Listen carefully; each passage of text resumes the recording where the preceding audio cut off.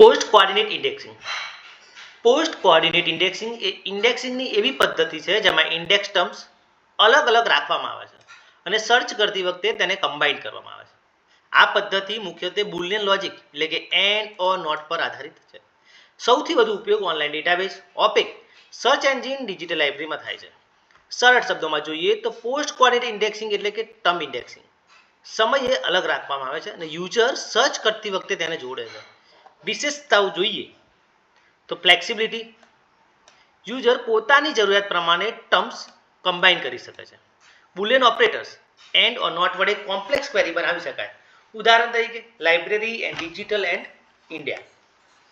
Term independence, index terms ને indexing સમયે એકબીજાથી અલગ રાખવામાં આવે છે. યુઝર ઓરિએન્ટેડ, જેમાં યુઝર પોતાનો સર્ચ સ્ટ્રેટેજી બનાવી શકે. ઓટોમેશન ફ્રેન્ડલી એટલે કે કોમ્પ્યુટર અને ડેટાબેઝ માટે ખૂબ જ ઉપયોગી છે.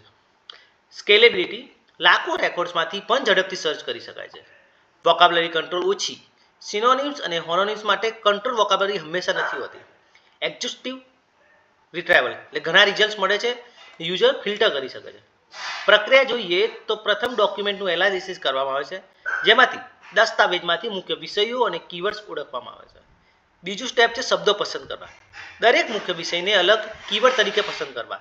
ઉદાહરણ તરીકે ડિજિટલ લાઇબ્રેરી ઇન્ડિયા, એમાં કીવર્ડ્સ બનશે ડિજિટલ, લાઇબ્રેરી તથા ઇન્ડિયા. સ્ટોરેજ ઓફ ટર્મ્સ, શબ્દો સાચવવા એટલે કે કીવર્ડ્સને ડેટાબેઝમાં અલગ એન્ટ્રી તરીકે સાચવવામાં આવે છે. ચોથું છે શોધ, જેમાં યુઝર સર્ચ ક્વેરી નાખે છે. બુલિયન ઓપરેટર્સ વડે કીવર્ડ્સ કમ્બાઈન થાય છે. ઉદાહરણ તરીકે library and digital and India. Retrieval of documents અને સિસ્ટમ લાસ્ટમાં કોમ્બિનેશન મુજબ સંબંધિત ડોક્યુમેન્ટ રિટ્રાઈવ કરીને આપે છે. ઉદાહરણ તરીકે એક ટાઇટલ છે use of computer in academic library India, તો એના ઇન્ડેક્સિંગ ટર્મ્સ કયા બનશે? તો કોમ્પ્યુટર્સ, એકેડેમિક લાઇબ્રેરી તથા ઇન્ડિયા. યુઝર સર્ચ કેવી હોઈ શકે? Academic library and computers and document user search હશે એકેડેમિક લાઇબ્રેરી એન્ડ કોમ્પ્યુટર, તો એના રિલેટેડ જે પણ ડોક્યુમેન્ટ હશે એ રિટ્રાઈવ કરીને આપી જશે. ફાયદા જોઈએ તો ફ્લેક્સિબલ છે કે યુઝર પોતાની જરૂરિયાત મુજબ ક્વેરી બનાવી શકે છે. સુટેબલ ફોર ડિજિટલ એટલે કે ઓનલાઈન ડેટાબેઝ, ઓપેક તથા સર્ચ એન્જિન માટે યોગ્ય છે.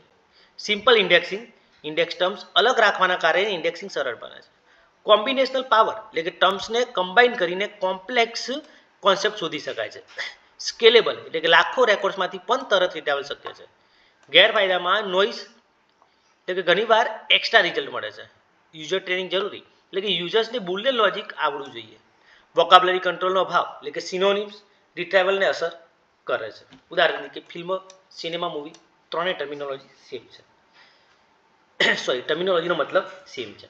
ઓવરલોડ, ટુ મેની હિટ્સ, ઘણી બધી હિટ્સ મળવાથી સાચી માહિતી શોધવામાં સમય લાગે છે.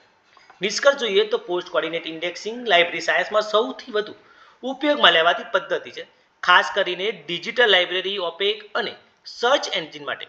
તે યુઝર્સને ફ્લેક્સિબિલિટી અને કંટ્રોલ આપે છે, પરંતુ સિનોનિમ્સ, એમ્બિગ્યુઇટી અને નોઇઝ જેવી સમસ્યાઓ ઊભી કરે છે.